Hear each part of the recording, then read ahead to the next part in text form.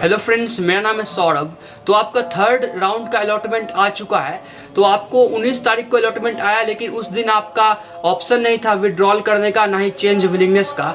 उसके अगले दिन यानी 20 अक्टूबर यानी बीते कल के आपको ऑप्शन दे दिया गया था विड्रॉल करने के लिए और चेंज विलिंगनेस करने के लिए। तो चेंज विलिंगनेस में जाकर आप अपने चॉइस को फ्रीज कर सकते हैं।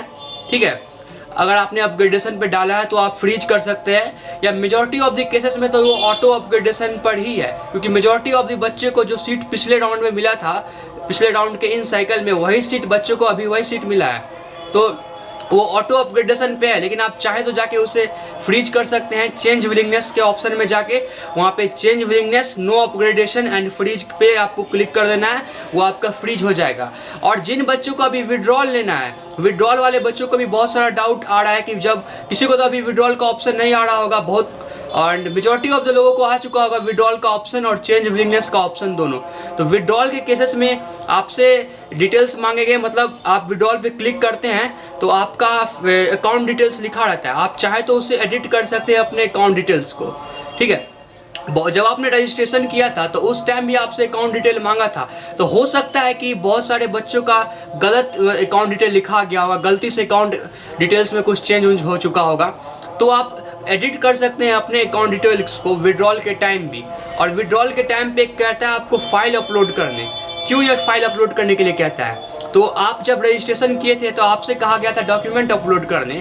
तो जैसे आप अपना फिल करते हैं डेटा की 10th में आपके इतने मार्क्स हैं, 12th में इतने मार्क्स हैं, तो वो सब वेरीफाई होने के लिए आपसे डॉक्यूमेंट भी कहता है अपलोड करने के लिए। ठीक है, जैसे आपने कर दिया डेट ऑफ बर्थ आपने डाला 31 मई 2002 2003, जो भी डेट ऑफ बर्थ आपने डाला है, लेकिन उस डेट ऑफ बर्थ को वेरीफाई करने के लिए वो आपसे कहता है आप बर्थ सर्टिफिकेट या 10th का एडमिट कार्ड, इस दोनों में से कोई एक डॉक्यूमेंट अपलोड करे। तो अगर आपसे कोई गलती भी हो जाता है तो वो करेक्ट भी कर देते हैं वो डॉक्यूमेंट देखकर।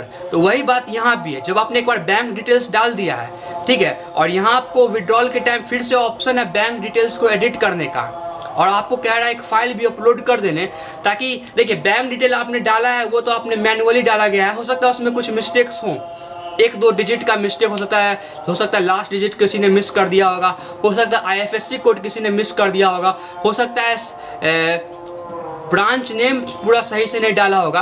तो इसीलिए वो कहता है कि आप या तो चेक का या कोई भी पेपर जो आपका बैंक डिटेल्स को जोड़ता है, मतलब या तो पासबुक का फ्रंट पेज को आप फोटो खींच कर डाल सकते हैं, उसमें आपको लेकिन डिटेल्स अच्छे से लिखा होना चाहिए बैंक के बारे में, कौन से बैंक में कौन से ब्रांच में आपका अकाउंट है, IFSC कोड क्या है, कौन से ब्रांच का नाम क्या है, अकाउंट नंबर क्या है, वो सब आपको आपके चेकबुक में लिखा होना चाहिए, नहीं तो आप पासबुक का फोटो खींच के भी डाल सकते हैं। चेकबुक के केस में आपको लिखना है उसमें कैंसल्ड चेकबुक बना के आपको फोटो खींचकर डालना है, या आप स्कैन करके भी डाल सकता है। तो इनकेस अगर अकाउंट नंबर भी कुछ मिस्टेक्स होते हैं तो वो आपका पासबुक देख सकता है, पासबुक का पेज देख सकता है, और नहीं तो वो आपका चेकबुक का देख सकता है। क्योंकि ये और अच्छी बात है कि आपको एक ऑप्शन भी दिया गया है कि आप अपलोड कर दें, ताकि आप अपने साइड से आप सेटिस्फाइड रहेंगे। हो सकता है आप गलत डेटा दोबारा भी भर दें, जैसे फर्स्ट टाइम आपने जो बैंक डिटेल्स भरे हैं हो सकता है आपने गलत भरे, लेकिन दोबारा भी आपको ऑप्शन आ रहा है बैंक डिटेल्स एडिट करने का,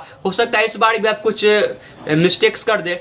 तो उसी के लिए वो कहता है आपको कि आप एक फाइल भी अपलोड कर दें, पासबुक का भी आप अपलोड कर सकते हैं। ठीक है, और चेकबुक का एक कैंसल्ड लिखा होना चाहिए। लेकिन अगर आपके पास चेकबुक है तो आप चेकबुक ही अपलोड करें, अगर आपके पास चेकबुक इनकेस नहीं है तो आप पासबुक अपलोड करें। ठीक है, चेकबुक है तो चेकबुक जरूर अपलोड करें, क्योंकि वो बैंक डिटेल्स को टोटली डॉक्यूमेंट की तरह देखना चाहता है, मतलब ओरिजिनल बैंक डिटेल्स वो आपका देखना चाहता है, जो कि आप हो सकता है गलत लिख दिए हो।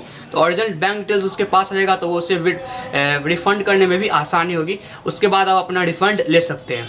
ठीक है, तो आई होप आपको सब कुछ अच्छे से समझ में आ गया होगा और कोई भी डाउट नहीं होगा। तो वीडियो अच्छा लगा हो तो वीडियो को लाइक कर दीजिए, साथ ही साथ चैनल को सब्सक्राइब कर दीजिए और बेल आइकन को दबा दीजिए ऐसे ही नोटिफिकेशन के लिए और जानकारी वाले वीडियोस के लिए। तब तक के लिए धन्यवाद।